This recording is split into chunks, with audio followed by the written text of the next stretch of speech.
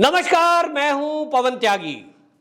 Delhi high court ने स्मृति ईरानी के case में, जिसमें उन्होंने अपनी बेटी के ऊपर लगाए गए एलिगेशन को लेकर एक मामला दर्ज कराया था मानहानि का, और स्मृति ईरानी ने यह कहा था कि जो कांग्रेसी लीडरों ने प्रेस कॉन्फ्रेंस करके उनकी बेटी के ऊपर आरोप लगाया है कि उनकी बेटी गोवा के अंदर एक इलीगल बार चलाती है, इसको लेकर स्मृति ईरानी ने हालांकि उसी दिन एक प्रेस कॉन्फ्रेंस की थी और करारा जवाब कांग्रेसियों को दिया था कि जिस आरटीआई का हवाला देकर कांग्रेस के पवन खेड़ा जो कि प्रवक्ता हैं और जयराम रमेश सीनियर लीडर हैं और इसी तरह नेड्डा डिसूजा जो ये आरोप लगा रहे हैं कि स्मृति ईरानी की बेटी गोवा के अंदर एक इलीगल बार का संचालन करती है, ये झूठे हैं। क्योंकि जो आरटीआई का हवाला ये कांग्रेसी नेता दे रहे हैं उस आरटीआई में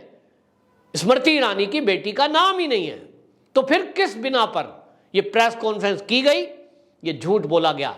असली मामला ये है कि स्मृति ईरानी को टारगेट किया जा रहा है क्योंकि वो गांधी परिवार को चुनौती दे रही है। और इसलिए मैंने पहले ही कहा था कि स्मृति ईरानी का चुनना वो केवल इसलिए है क्योंकि वो मंत्रालय में है और उसने सीधा सीधा गांधी खानदान को चुनौती दी है। सोनिया गांधी रायबरेली से एमपी के लिए खड़ी होती है, वहां वो जाती है और सीधी सीधी चुनौती देती है, वहां से कांग्रेस का सफाया हो जाता है। राहुल गांधी जो अमेठी से चुनाव लड़ते हैं, लेकिन पिछले चुनाव में ये अमेठी से चुनौती दी स्मृति ईरानी ने राहुल गांधी को, तो राहुल गांधी वायनाड भाग गए और इसी से बौखलाई हुई कांग्रेस, इसी से बौखलाया हुआ गांधी परिवार एकदम पीछे पड़ गया कि स्मृति ईरानी को टारगेट करना है।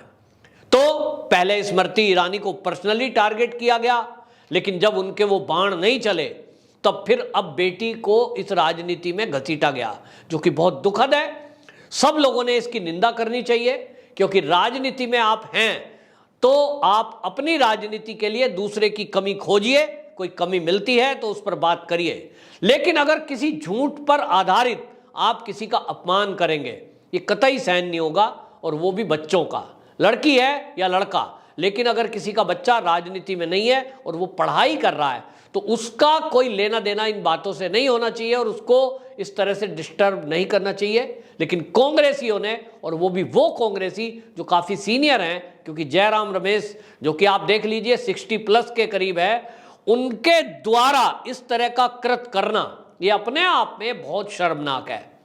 दिल्ली हाई कोर्ट ने अब इनको झटका दिया है और दिल्ली हाई कोर्ट ने बाकायदा सारे दस्तावेज जांच करने के बाद ये अपने फैसले में कहा है कि हमने सारे दस्तावेज देखे हैं और इन दस्तावेज से पता लगता है कि स्मृति ईरानी की बेटी का किसी भी इस बार संचालन से कोई लेना देना नहीं है, जिसका जिक्र जयराम रमेश और पवन खेड़ा कर रहे थे।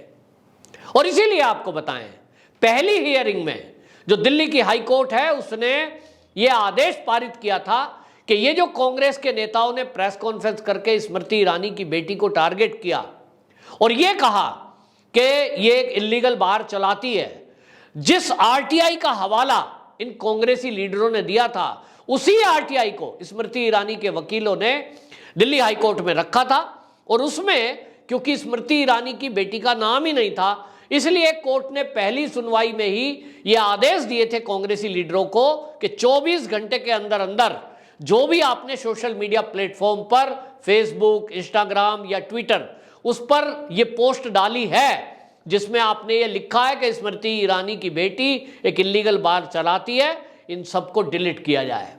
कोर्ट ने समझा होगा कि ये फेक न्यूज़ है, ये गलत बात है और झूठ के सहारे आप किसी नेता के बच्चे को आप बदनाम करने की कोशिश कर रहे हैं। और इसीलिए कोर्ट ने कहा था, मैं प्रतिवादी से 1 से लेकर 3 तक, यानी तीनों नेताओं के नाम उसमें लिखे 1 2 3, उन्होंने कहा 1 से लेकर 3 तक को यूट्यूब, फेसबुक, इंस्टाग्राम, ट्विटर समेत सभी सोशल मीडिया मंचों से संवाददाता सम्मेलन के दौरान लगाए गए आरोपों को हटाने के लिए अंतरिम निषेधाज्ञा पारित करना उचित समझता हूं। यह इसीलिए था क्योंकि जज साहब ने यह समझा था कि मामला गंभीर है किसी बच्चे के जीवन से जुड़ा हुआ है।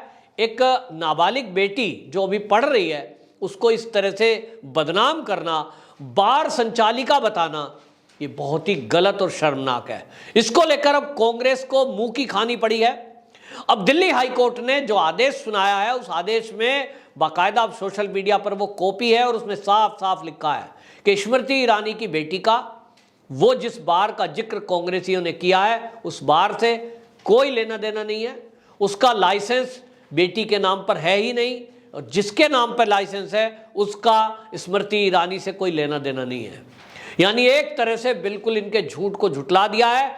अब इस मामले में इन कांग्रेसियों को या तो जेल होगी या तो इनको 2 करोड़ रुपए मानहानि के रूप में जमा कराने पड़ेंगे कोर्ट में, जो कि इस फैसले की शर्त है। अब इस पर सोनिया गांधी क्या कहेंगी? अब आप कहेंगे सोनिया गांधी इसमें कहां से आ गई?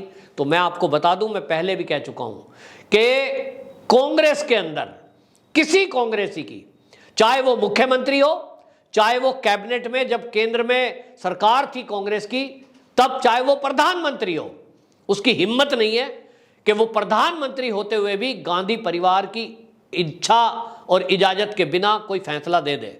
आप सबने देखा होगा कि जब यूपीए सरकार चल रही थी केंद्र में, उस समय मनमोहन सिंह की कैबिनेट ने कुछ फैसले किए थे तो राहुल गांधी उन्होंने सरेआम संवाददाता सम्मेलन में वो फैसला फाड़ दिया था। ये दिखाने के लिए, ये बताने के लिए कि देश का प्रधानमंत्री कोई भी हो, हम उनसे ऊपर हैं, हमसे ऊपर कोई नहीं। और यही कांग्रेस का ट्रेंड है। तो इस बात को ये मान लिया जाए कि पवन खेड़ा ने जो प्रेस कॉन्फ्रेंस की, वो तो प्रवक्ता है कांग्रेस के, और जिस तरह से जयराम रमेश और निड्डा डिसूजा उस प्रेस कॉन्फ्रेंस में बैठी, तो ये दिख रहा था कि बड़े मुस्कुराते हुए वो ये आरोप लगा रहे थे। निश्चित रूप से गांधी खानदान के इशारे पर यह किया गया। क्यों किया गया? क्योंकि स्मृति ईरानी वो नेता है जिसने सीधे सीधे गांधी परिवार को चुनौती दी है। उन्होंने राहुल गांधी जहां से अमेठी से खड़े होते हैं उनके सामने चुनौती दी और राहुल गांधी को वायनाड भागने के लिए मजबूर किया।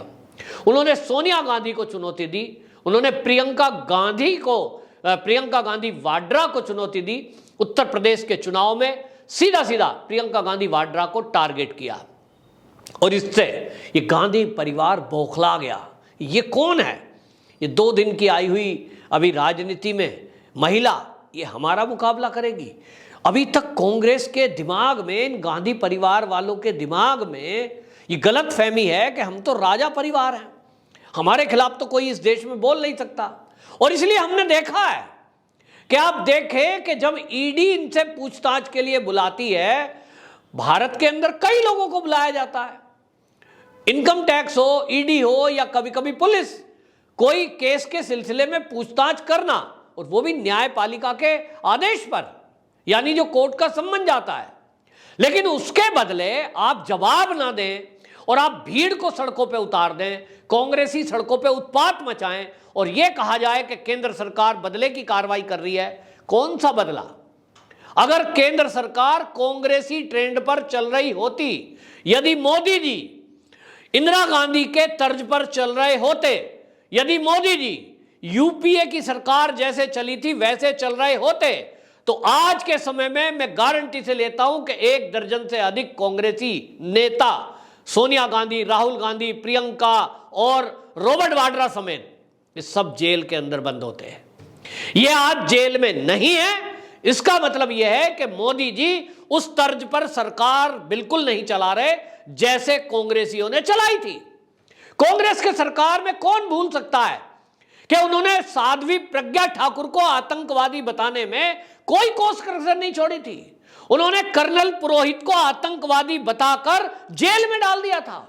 कौन नहीं जानता कि उन्होंने असीमानंद को जेल में डाल दिया था ये कहकर के कि आरएसएस के आतंकवादियों से संबंध है। उन्होंने, ये कौन नहीं जानता कि किस तरह से एक टीवी चैनल का editor in chief Arnab Goswami, उनके इशारे पर केवल सोनिया गांधी का ओरिजिनल नाम लेने के बाद जेल के अंदर डाल दिया। उनके सारे अधिकारी थाने में घंटों घंटों बिठाए रखे गए, उनको टॉर्चर किया गया, चैनल को बंद करने की पूरे षड्यंत्र रचिए गए। किस लिए? केवल सोनिया गांधी का ओरिजिनल नाम लेने पर इतना बड़ा पाप हो गया, इतना बड़ा अपराध हो गया। तो जो इस तरह के काम कर सकते हैं कि सोनिया गांधी का यदि ओरिजिनल नाम ले दिया, ओरिजिनल काम नहीं बताया सोनिया का कि वो शादी के पहले क्या काम करती थी, कहां रहती थी, उसकी बैकग्राउंड क्या थी, कुछ नहीं, केवल नाम लिया था अर्नब गोस्वामी ने। और उस नाम लेने के कारण 200 एफआईआर हुई थी अर्नब गोस्वामी पे अलग अलग राज्यों में। यह है कांग्रेस का वो चेहरा जो बताता है कि इस देश में गांधी परिवार के विरुद्ध यदि कोई कुछ कहेगा, एक आवाज भी उठाएगा, तो उसको जेल की सलाखों के पीछे डालने के लिए पूरी ताकत झोंक दी जाएगी। कांग्रेस के लिए ये गांधी परिवार के लोग बस समझ लीजिए सर्वे सर्वा है। कोई मुख्यमंत्री हो, कोई मंत्री हो, कोई केंद्रीय मंत्री हो, चाहे कोई प्रधानमंत्री हो, कोई वैल्यू नहीं रखता अगर वो कांग्रेस का है और कांग्रेस की सरकार जब थी।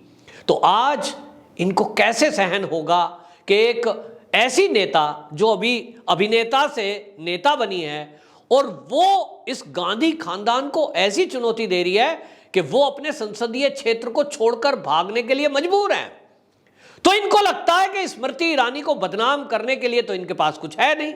शुरुआत तो की थी, आपको याद होगा 2014 में जब कैबिनेट सरकार बनी, जब मोदी की सरकार बनी, तो स्मृति ईरानी उस समय शिक्षा मंत्री बनाई गई थी। कैसा इन्होंने उनको टारगेट किया था, उनकी डिग्रियों को लेकर बात उठाई, उनको तो कुछ आता ही नहीं है, शिक्षा मंत्री कैसे बना दिया, उनको तो पता ही कुछ नहीं है, कैसे उनका मजाक उड़ाया गया था।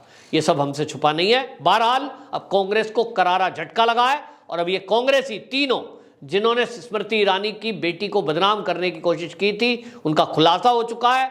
या तो अब वो जेल जाने को तैयार रहें या 2 करोड़ रुपए उनके ऊपर हर्जाना कोर्ट लगाएगी और कोर्ट में जमा करना पड़ेगा। वंदे मातरम।